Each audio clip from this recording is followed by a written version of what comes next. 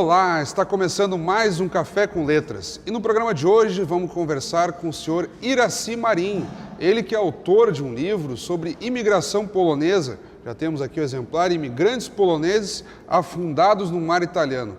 Recém-lançado pela editora Maneco, já está nas livrarias de Caxias do Sul e arredores.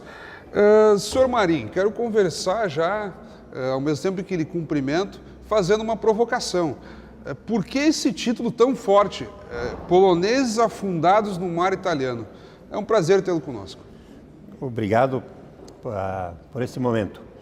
Na verdade, é um título forte, chamativo, e eu busquei esta parte, Afundados no Mar Italiano, na verdade, na expressão de um polonês que esteve aqui em Caxias do Sul, esteve no Rio Grande do Sul passeando e verificando a situação dos imigrantes poloneses,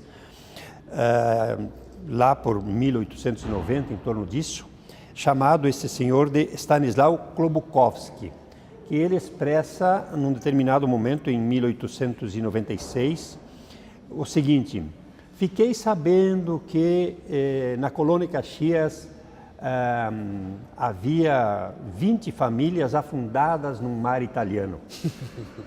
Isso significa, havia tão poucos poloneses, tão poucas famílias polonesas e tantas famílias italianas, né?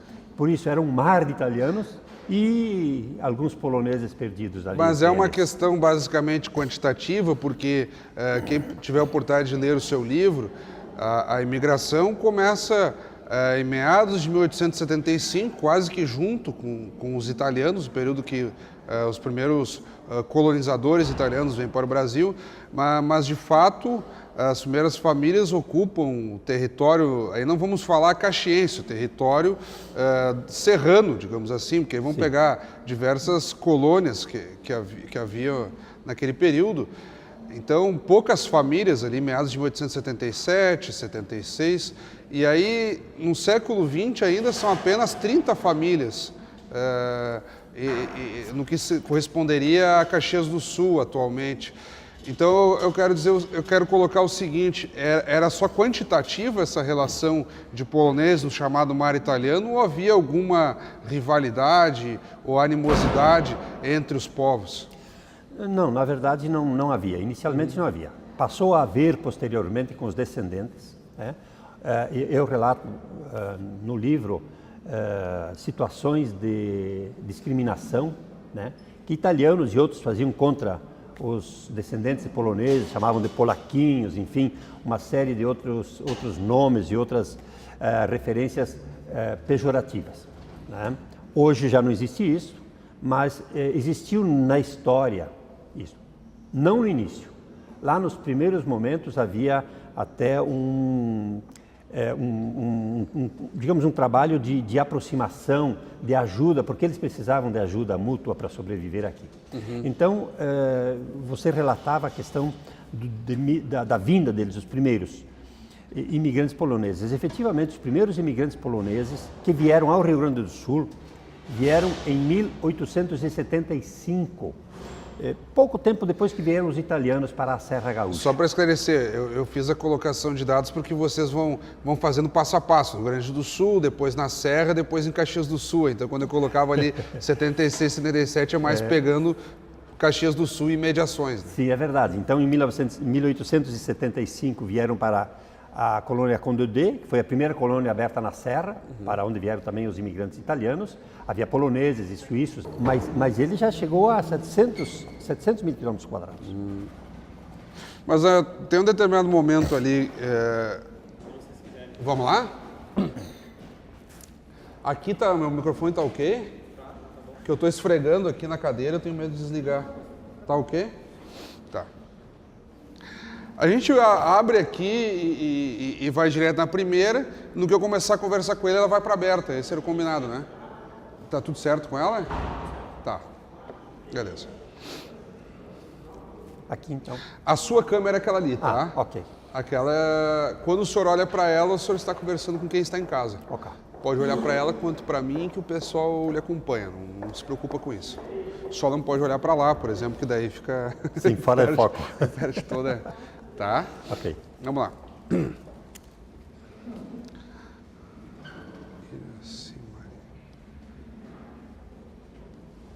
Depois do programa posso se chamar de Marim mesmo, mas é... Sim, sem problema. só falar Iraci Marim. Iraci José Marim. Tá. Posso, Luiz?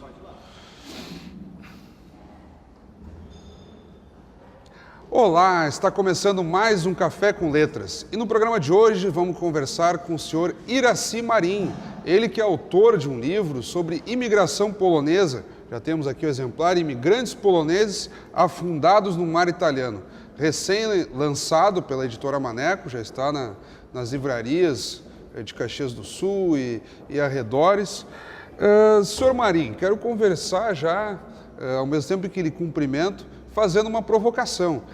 Por que esse título tão forte? Poloneses Afundados no Mar Italiano. É um prazer tê-lo conosco. Obrigado por esse momento.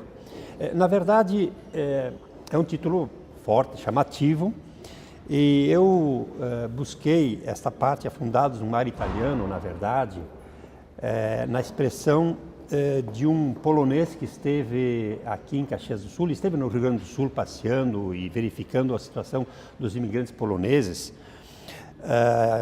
lá por 1890, em torno disso, chamado esse senhor de Stanisław Klobukowski, que ele expressa, num determinado momento, em 1896, o seguinte: fiquei sabendo que na colônia Caxias havia 20 famílias afundadas no mar italiano. Isso significa, havia tão poucos poloneses, tão poucas famílias polonesas e tantas famílias italianas, né? Por isso era um mar de italianos e alguns poloneses perdidos ali. Mas é uma questão basicamente quantitativa, porque quem tiver a oportunidade de ler o seu livro, a imigração começa em meados de 1875, quase que junto com os italianos, o período que os primeiros colonizadores italianos vêm para o Brasil, mas de fato as primeiras famílias ocupam o território, aí não vamos falar caxiense, o território serrano, digamos assim, porque vão pegar diversas colônias que havia naquele período. Então, poucas famílias ali, meados de 1877, 76, e aí no século XX ainda são apenas 30 famílias, no que corresponderia a Caxias do Sul atualmente. Então eu quero colocar o seguinte: era só quantitativa essa relação de polonês no chamado mar italiano, ou havia alguma rivalidade ou animosidade entre os povos? Não, na verdade não havia. Inicialmente não havia. Passou a haver posteriormente com os descendentes, né? Eu relato no livro situações de discriminação, né, que italianos e outros faziam contra os descendentes poloneses, chamavam de polaquinhos, enfim, uma série de outros nomes e outras referências pejorativas, né? Hoje já não existe isso, mas existiu na história isso. Não no início. Lá nos primeiros momentos havia até digamos, um trabalho de aproximação, de ajuda, porque eles precisavam de ajuda mútua para sobreviver aqui. Então, você relatava a questão da vinda deles, os primeiros imigrantes poloneses. Efetivamente, os primeiros imigrantes poloneses que vieram ao Rio Grande do Sul vieram em 1875. Pouco tempo depois que vieram os italianos para a Serra Gaúcha. Só para esclarecer, eu fiz a colocação de dados porque vocês vão fazendo passo a passo, no Rio Grande do Sul, depois na Serra, depois em Caxias do Sul. Então, quando eu colocava ali 76, 77, é mais pegando Caxias do Sul e imediações, né? Sim, é verdade. Então, em 1875 vieram para a colônia Condé, que foi a primeira colônia aberta na Serra, para onde vieram também os imigrantes italianos. Havia poloneses e suíços ali também, especificamente na linha Azevedo Castro. E em 1877 é que eles vieram para Caxias do Sul, para a colônia Caxias. Colônia Caxias. Não é? E, evidentemente, 2 anos, alguma coisa assim, depois que vieram os primeiros italianos para cá, né? E eles foram estabelecidos na Nona Légua. Onde se localiza hoje a Nona Légua? Ali nessa região do Riolão, Santa Lúcia, por sinal fala-se Santa Lúcia da Nona Légua, Santa Lúcia Coab, né? E toda aquela região que vai na direção de Otávio Rocha, tem São Luís da Nona Légua, por exemplo, né? Toda aquela região fazia parte da Nona Légua e ali é que os imigrantes poloneses foram largados, foram deixados, enfim, porque também nessa época em que eles vieram, mesmo os italianos, não tinham muito apoio governamental. Tinha algumas a emigração, era o contrário, queria que eles ficassem lá, talvez para lutar, para tentar reconquistar o país, para ser mais mão de obra também, enfim, para a sociedade polonesa. Mas a propaganda dos agentes da imigração era muito forte. Eles diziam que havia aqui no Brasil roças prontas, roças de milho prontas para serem colhidas, era só vir e colher. Tem um trecho no livro que o senhor fala, inclusive, que eles vendiam a ideia de que vertia mel pela... Leite e mel. Leite e mel, exatamente. Seria a cucanha polaca. Pelas terras, enfim. Isso no trecho do livro é possível ver. Existe uma carta nesse sentido. Então, voltando àquela questão da religião, acho que é interessante dizer o seguinte, que o imigrante José Hamerski, que emigrou com o primeiro grupo de poloneses ali para a linha Azevedo Castro, em Carlos Barbosa, na colônia Conde de, expressou o seguinte: ao submeter os seus filhos ao exame da admissão à primeira comunhão na Polônia, eles, instruídos na língua polonesa, o vigário da igreja não aprovou os candidatos para a primeira comunhão que não fizeram o teste em língua alemã. O pai dessas crianças, inconformado, resolveu emigrar para o Brasil, onde previa que Deus entendesse a língua polonesa. Nossa. Então, quer dizer, essa questão também, acho que estava no fundo, né, desse entusiasmo, dessa decisão para a imigração. Privados de falar a própria língua, inclusive. De rezar na própria língua. Todas as manifestações culturais foram proibidas, a dança, o canto, assim por diante. O senhor coloca numa parte do livro também uma correlação, porque nesse breve histórico que o senhor faz, o senhor está tratando de um período da metade do século XVIII entre a metade do século XIX, um pouco mais, digamos assim, o terceiro quarto do século XIX. Sim. E aí o senhor faz uma comparação entre as liberdades que eram pregadas a partir da Revolução Francesa de 1789 e que esse contexto que ganhava força no cenário francês, com os enciclopedistas, diversos difusores, ideal de liberdade, de igualdade, de fraternidade, não ganhavam eco em território polonês. Então o senhor também faz essa correlação, tentando justificar o cenário de opressão que muitas famílias passavam, de modo a se sentirem estimuladas a vir para o Brasil. E quanto à questão estratégica da Polônia, resta ver que no início da Segunda Guerra Mundial, o primeiro país que a Alemanha de Hitler escolhe para ocupar é exatamente a Polônia, né? Justamente. E também, além da questão estratégica de território, também levando em conta essas heranças históricas, que de uma forma ou de outra, russos, alemães, austríacos, em diversos momentos se sentem no direito de recuperar ou de tomar o território polonês.